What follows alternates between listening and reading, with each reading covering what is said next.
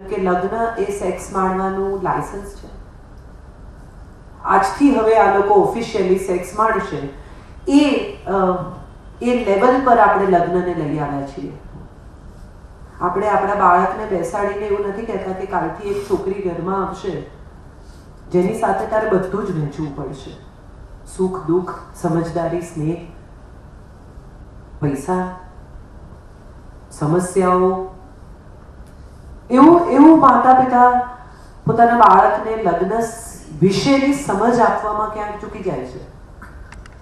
કોણ આવશે લગ્નમાં, કોણ નહીં આવે, 4 દિવસના ફંક્શનમાં કેટલો ખર્ચ થશે, 4 દિવસના ફંક્શનમાં કોને ક્યાં નહીં બોલાવાના, કોને બોલાવાના, કેટલા પૈસા વાપરવાના, કેવા કપડાં લેવાના, આમાં એટલો બધો સમય વ્યતીત થાય છે.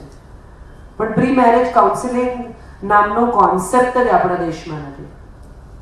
સપ્તપદીના 7 વચનો પરણેલા લોકોને પણ ખબર નથી ને પરણનારાને પણ ખબર નથી.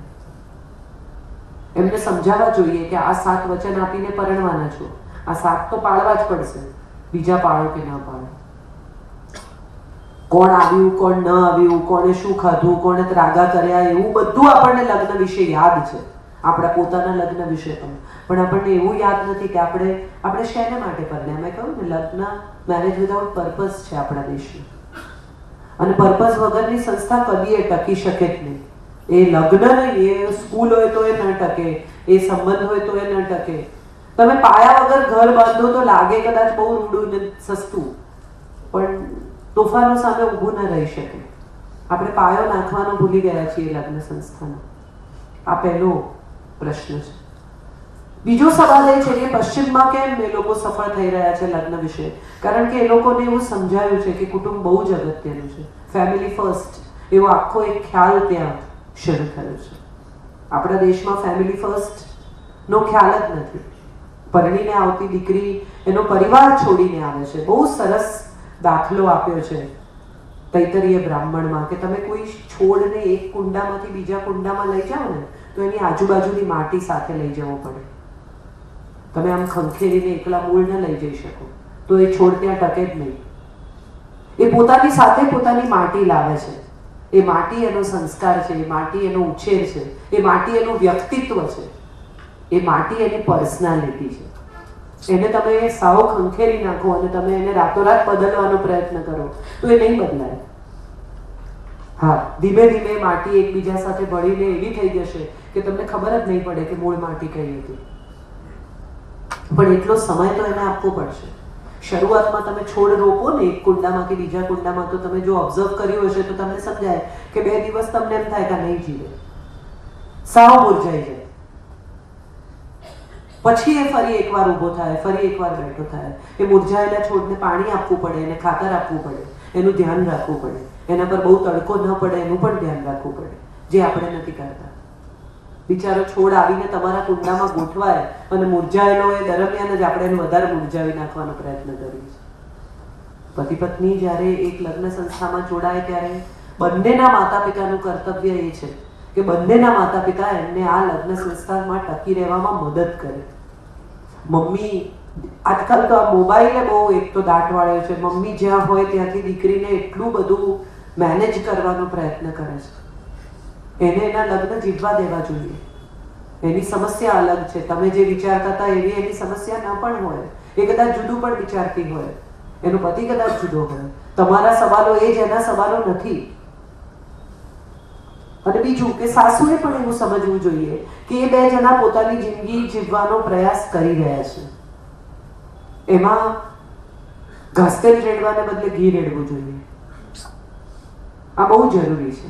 ભડકો કરવાને બદલે એ દીપક પ્રજ્વલિત રહે એવો પ્રયાસ જો બંને તરફથી માતા પિતા કરતા રહે તો હું માનું છું કે લગ્ન સંસ્થા નબળી નહીં પડે.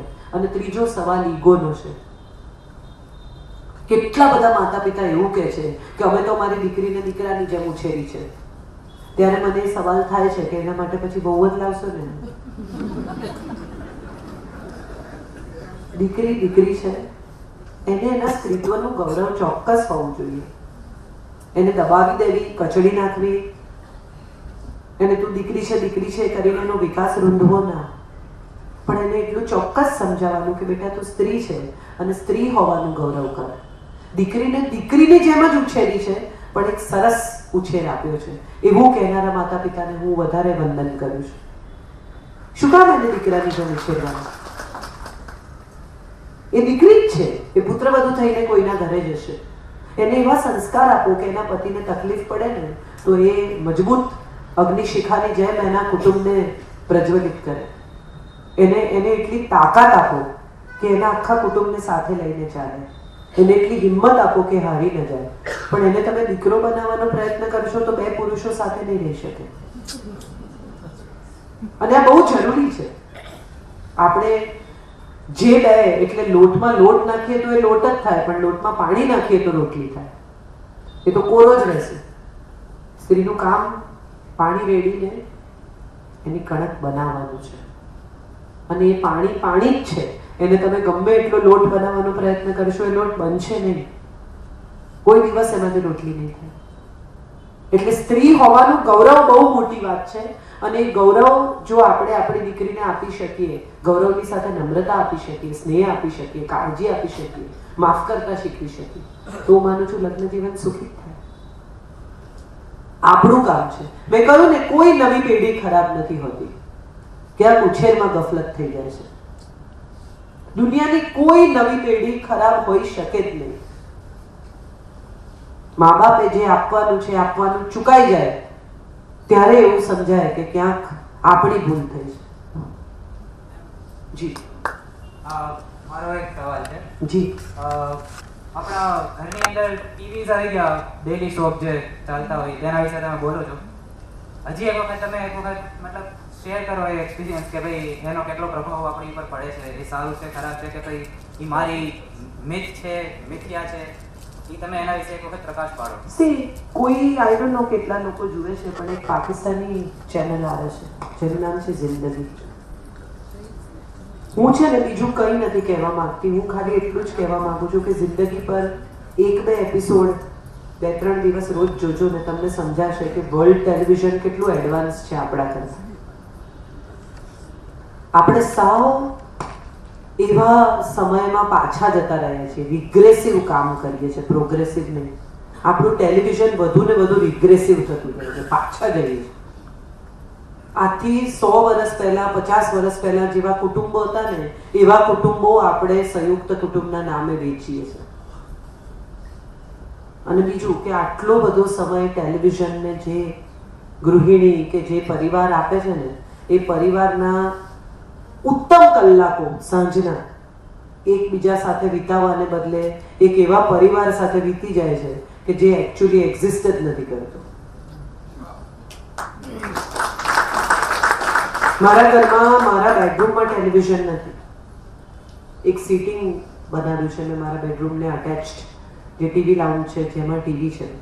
અને અમારે ત્યાં ભાગ્યે જ ટીવી ચાલુ થાય છે. અમારે ત્યાં ઉત્તમ ફિલ્મો જોવાય છે, હોમ થિયેટર. અમે કોઈ નથી જોતા. હું તો નથી જોતી, મારો દીકરો એ નથી જોતો, મારી માં છે 77 વર્ષની, એ પણ નથી જોતી.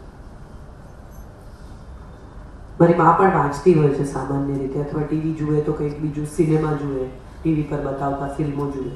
અમારે ત્યાં કોઈ ટેલિવિઝનના સોપ્સ નથી જોતું. એનું કારણ કદાચ એ છે કે અમને ખબર છે કે આ કેટલું ફેક છે અને કેટલું ઝેરી છે, પોઈઝનસ છે.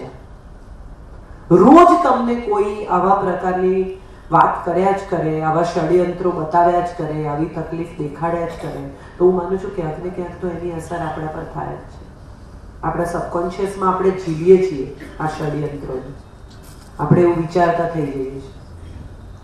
ન જુઓ એવું કહેવાને બદલે હું એવું તમને ચોક્કસ કહીશ કે નક્કી કરો તમારે જોવું છે કે નથી જોવું.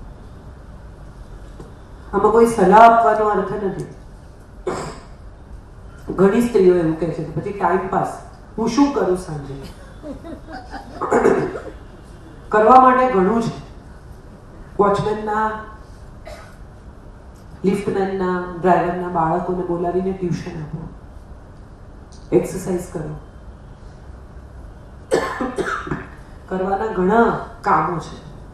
વાંચો, ઉત્તમ પુસ્તકો ઉપલબ્ધ છે. અને હવે તો ઈ બુક્સ ઉપલબ્ધ છે. એક આઈપેડ ખરીદી લો ટીવીને બદલે.